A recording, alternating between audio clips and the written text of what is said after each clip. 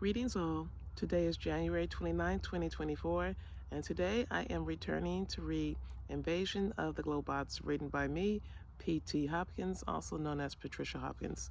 So I will be reading chapters 3 and 4. I hope you enjoy. Invasion of the Globots, Chapter 3, Inside the Abyss. The darkness of the abyss was impenetrable, with neither light nor sound being able to find its way inside. Zap trailed his free hand along the concrete wall, feeling the cool dampness seeping through. The overpowering stench of rotted weeds and dead animals permeated the air. The boys held each other's hand and headed towards a small pinpoint of light in the distance.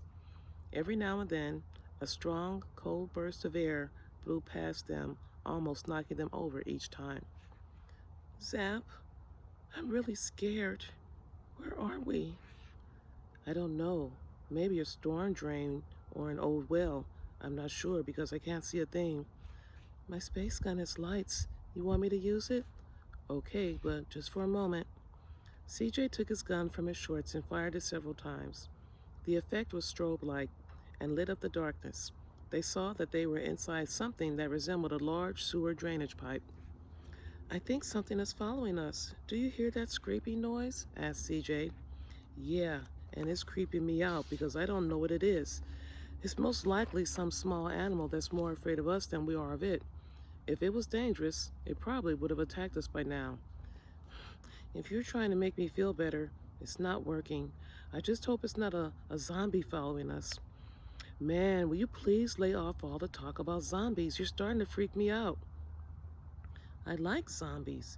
Even though they scared the crap out of me, I think it's really cool when the zombie hunters chop off the zombies' heads and blood squirts everywhere. Whatever, Zap sighed. I'll bet Mom and Dad are really worried by now. We've been gone for a long, long time. Why did you have to chase after that stupid lizard anyway? Why couldn't you just leave your dumb skateboard and find us a way out of the yard? He shot his space gun sporadically to help light the way. Sometimes you can be such a pain in the butt. Mom and Dad expect me to look out for you all the time, but you seem to do nothing but get into trouble. If only we had stayed with them like they wanted us to, we'd never be stuck in this hole. You're the one who went in first. I just followed. Well, I wasn't going to leave without my board. Oh man, when we get out of here, I'm never going to run off again. Don't make promises you can't keep, little bro. Anyhow, we both messed up this time, so let's just work on getting out of here in one piece, okay? Especially getting out of this dark hole. Hold up. Do you hear that? Sounds like running water. Yeah, I hear it too. Come on, let's head that way. Wait a minute. We have to take our time so we don't trip and fall. If either one of us gets hurt, we're really in trouble. Okay, but can we at least walk faster? I don't like being in the dark like this. Neither do I, little bro. Neither do I. As they closed in on the sound of gurgling water, the faint light of day became more distinct, and they were able to see outlines of one another in the darkness. Bits and pieces of fluorescent green matter clung to the walls and helped light the way. What's all this crap hanging on the walls? CJ picked at the glowing metallic flecks with the tip of his gun. I don't know, but I'm glad it's here. At least I can see much better now. It kind of looks like the stuff in that backyard. Whatever that was, replied CJ. When they finally stepped out of the darkness, Zap cheerfully said, Little brother, I've never been so happy to see your ugly mug in my entire life. Ha ha, very funny.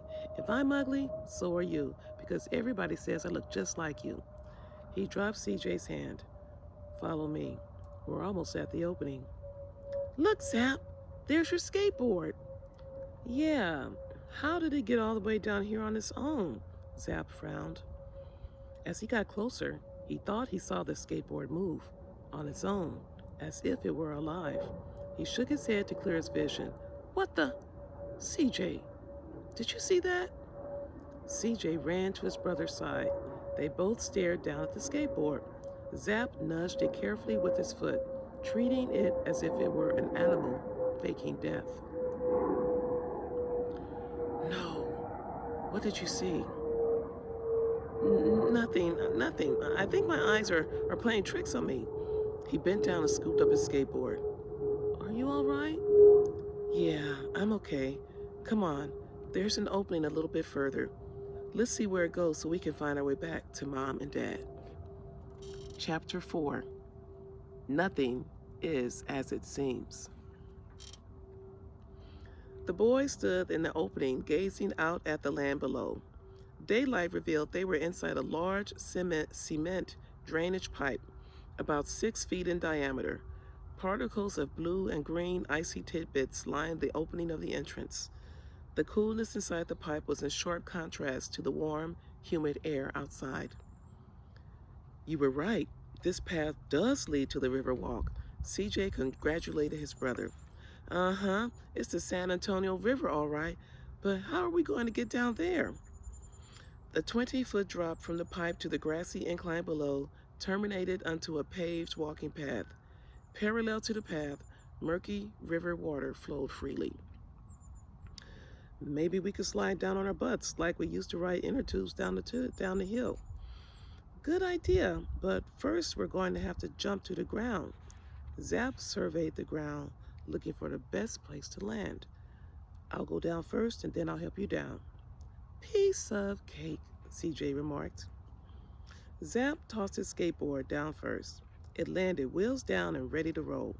He sat on the edge of the pipe and pushed forward, propelling himself towards level ground.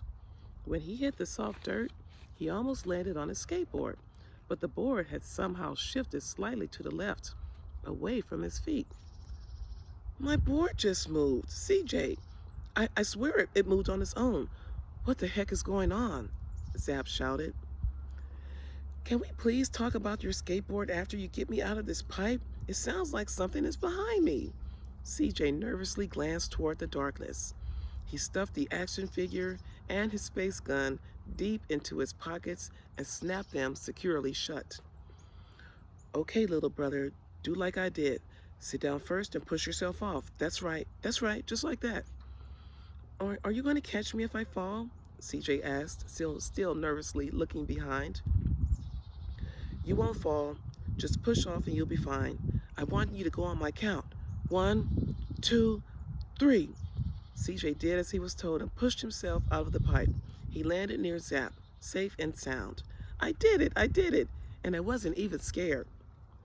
That's right, Chris. You did really good. Now let's get out of here. Zap tucked his skateboard securely under his arm and started downhill away from the pipe's opening. A loud whooshing noise caused both boys to simultaneously look up at the drainage pipe. Coming from where CJ had just stood, a thundering torrent of water burst from the pipe as if someone had turned on a massive faucet. The water shot out in a continuous stream and joined the murky water of the river below. Whoa, that's crazy, Zap. We were just standing there. Yeah, that was a really close call. I wonder where all that water came from. I don't know, but I'm sure glad it waited until we were out of there. Zap stopped dead in his tracks. He stared wide-eyed off in the distance, then slowly put his arm out to still CJ. What is it? Shh, he whispered. Don't move. CJ did as he was told. Zap motioned with a nod of his head for CJ to look down below. 3 humanoid figures dressed in metallic silver jumpsuits casually strolled on the path bordering the river. The tallest one towered over the other 2 by a couple of feet, and trailing behind the trio was an odd-looking creature. It stood on 2 feet and carried a strange object in its paws that appeared to be a weapon of some sorts. Once the group was out of sight, Zap pulled CJ into a cluster of bushes to hide. They both sat on the skateboard to avoid sitting on the prickly thorns of the bush. What in the world were those things, Zap? CJ stuttered. His chest heaved up and down as he attempted to catch his breath. I don't know, Chris, but they weren't human. I've never seen anything like that in my whole entire life. Trying to make sense of the unexplainable, CJ said, well, maybe they were dressed up for a party, like those people in the park. Zap shook his head. Those weren't costumes. CJ's eyes filled with water and spilled down his face in salty tears. In spite of the warmth of the sun, he started to shiver. Zap, I'm really scared. Where are we? I don't know, but from now on, let's make sure we see those things before they see us. We have to be very quiet and try not to make a sound, okay? Are we going to look for Mom and Dad? You going to get us out of here? He used his t-shirt to wipe his nose. I'll do my best, but for now, I need you to help me out and try to be brave. I know you're scared. I'm scared too. He patted CJ's head. Shh, here they come again. Several more strange creatures jogged by just a few feet from where the boys were hiding. In fact, those things were so close, the boys could hear their labored breathing. Their metallic skin was tinged in eerie, luminescent green, with a snotty liquid trickling down from their oversized heads. All the creatures wore protective coverings over their heads and sunglasses to shield their eyes. They had long torsos, long, spindly arms, and short, stubby legs. When they ran, it was in an awkward, jerky motion. CJ kept quiet until the creatures were at a good distance away before he spoke. Are those things monsters? I don't know. They look like alien robots, and they're the same color as the stuff from the backyard of that old house, Zap remarked. As they were crouched on the hillside, they heard a loud whirring noise approach. Zap scanned the skies and noticed two flying objects quickly closing in on their location. Two funny-looking animals piloted the vehicles. They seemed to be the same sort of creatures that trailed behind the tall robots on the path, and appeared to be an odd mishmash of monkey and dog parts fused together. The creature stood a little over 6 feet tall, and whatever wasn't covered by a silver jumpsuit was covered in a short, tan fur. The pair flew directly over the boys and continued on their patrol of the area. Are those things from outer space? CJ furrowed his brow. Wherever they're from, that was too close. Zap stood up to stretch his legs and accidentally loosened the rock. It went tumbling down the hill, kicking up dust along the way. The monkey dog creatures heard the noise and promptly did a U-turn in the air. They howled to each other and headed in the boys' direction. Oh snap! Here they come, CJ. We've got to get out of here. CJ watched the monkey dogs head their way.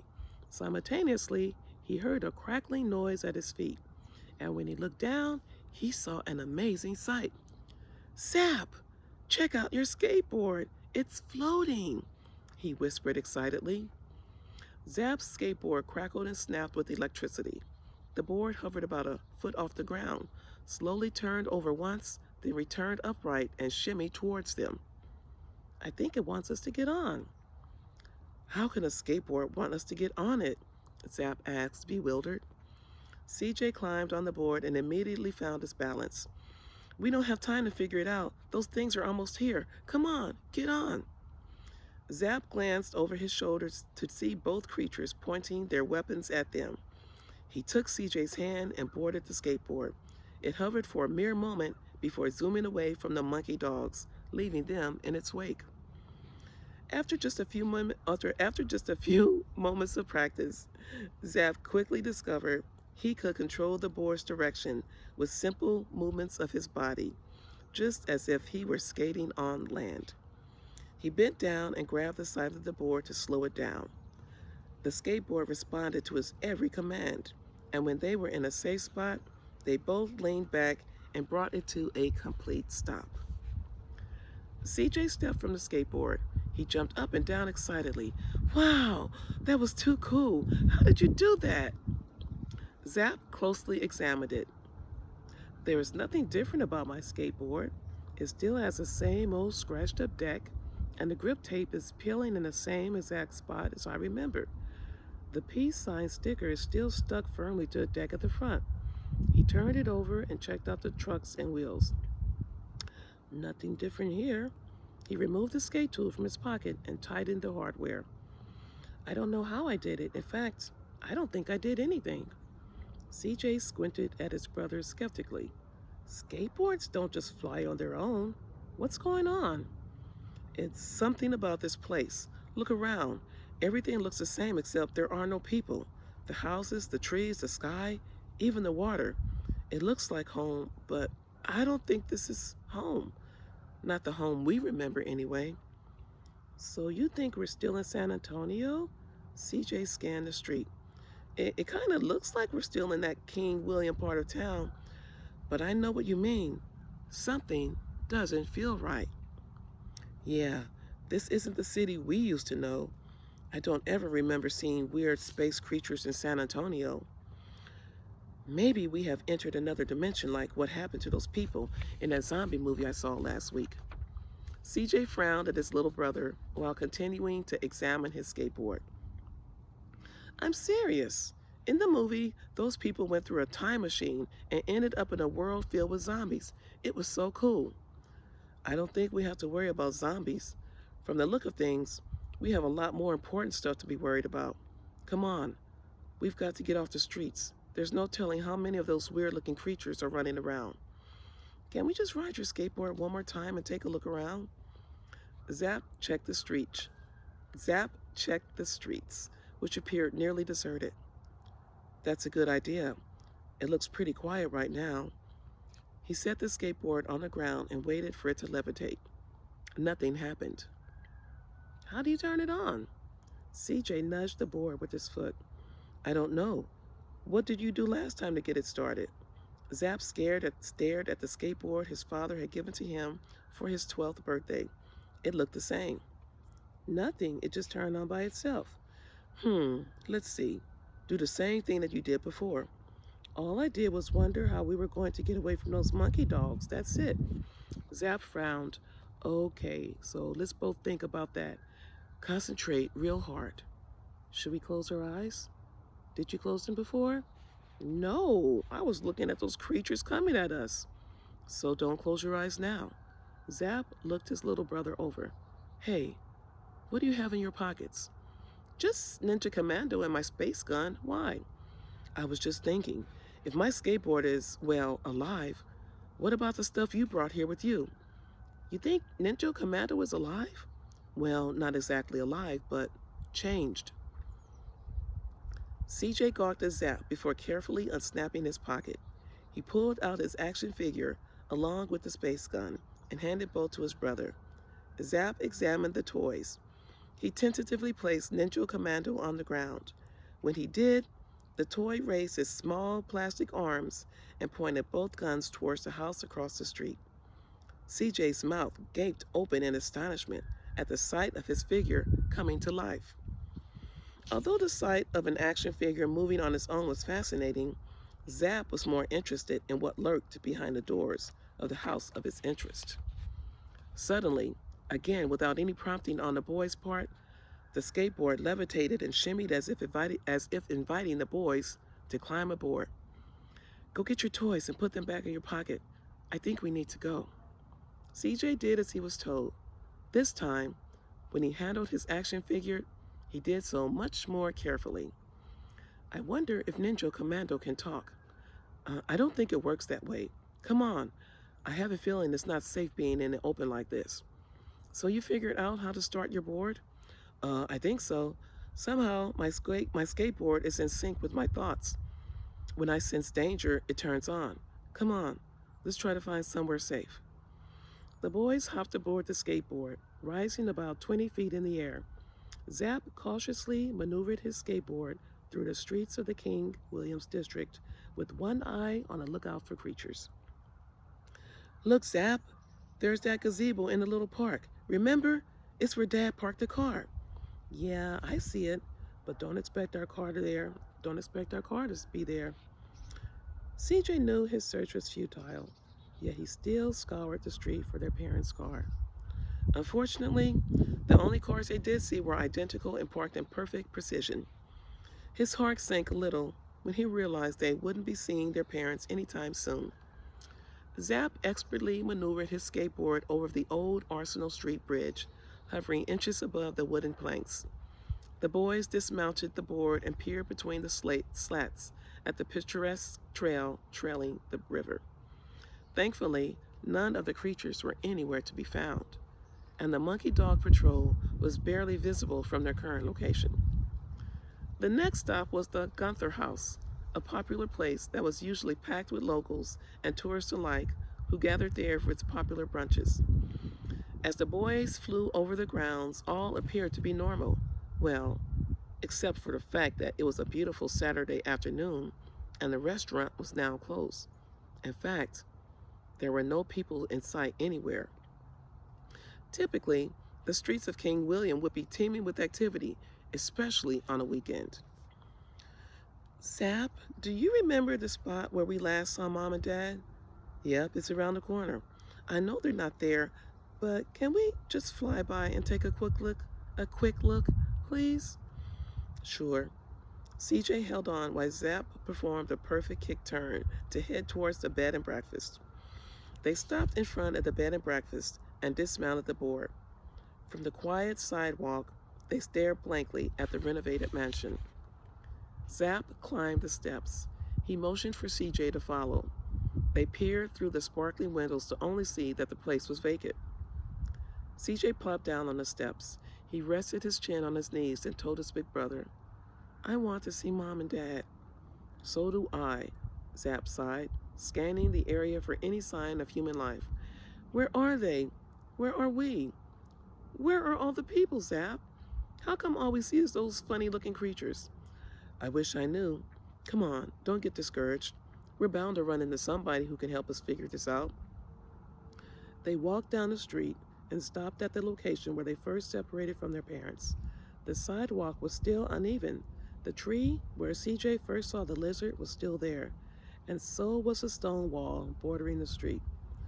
Wow, everything looks the same, even that spooky old house. Yeah, this is really starting to freak me out, Zap thought to himself. The whirring sound of an electronic engine caught their attention. The small car was headed in their direction, going at a slow speed. Zap grabbed his skateboard from the sidewalk. To avoid detection, both boys pressed their backs against the stone wall surrounding the decrepit house. As the car crept by, they noticed two silver-suited creatures riding in the front seat. The creatures behaved as if they were on some sort of security patrol. I don't know what those things are looking for, or what they do if they found us. I think we need to find a safe place to hide out until I can figure this out. Where are we going to hide? CJ asked, his chest heaving with frightened breaths. Zap glanced back at the deserted house behind the wall. Signs warning to keep out were prominently posted in several places on the fence. The city of San Antonio had also posted a notice indicating that this was a condemned property on the front door.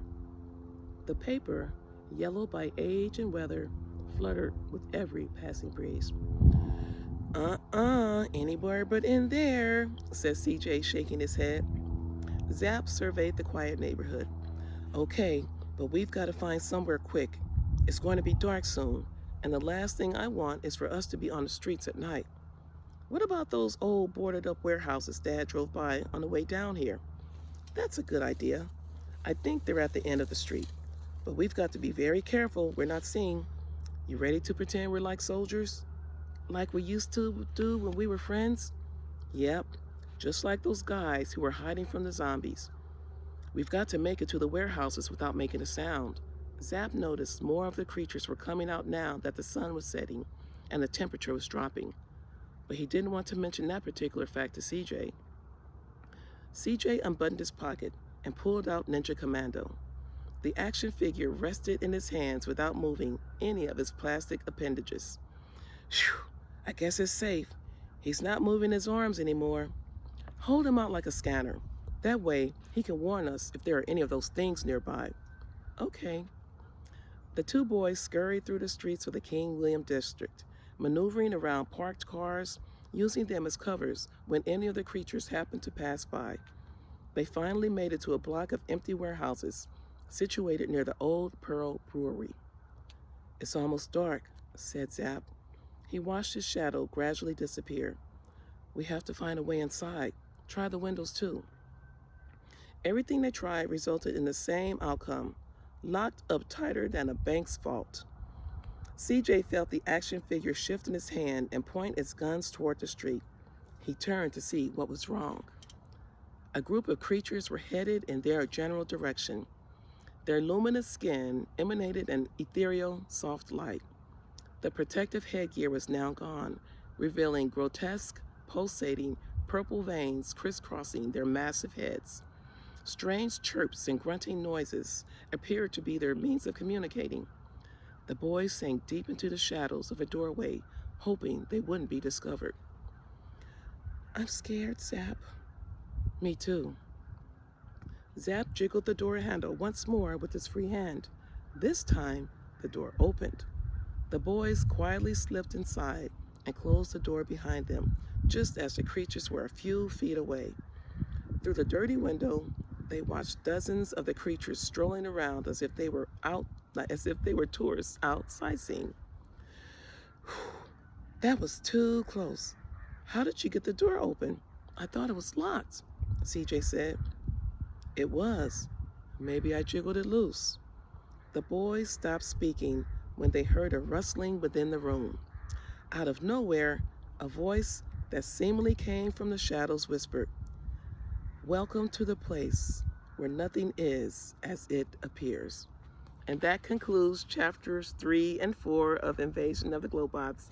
I hope you enjoyed that brief reading. Please visit my website at www.patriciahopkins.com. This book is also available at Amazon and Barnes & Nobles. Thank you and have a great day. Peace.